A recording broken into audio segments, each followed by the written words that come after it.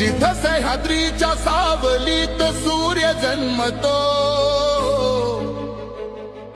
तिथं धैर्याचा गर्जना नवनिर्माण घडवतो.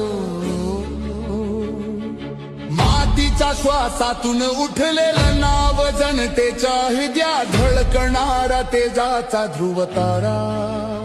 वादळ कितीही उघड झाली तरी छातीवर विश्वासाची ढाल तो लावतो. सत्ता नाही सेवा त्याचा धर्म, लोकांच्या स्वप्नांनीच तो जग उभारतो. जिथं अंधारानं घर केलं तिथं त्याने उजेडाची दारं उघडली. आश्वासने नव्हे बदल घडवणारी कर्म, हीच त्याच्या नेतृत्वाची खरी ओळख झाली.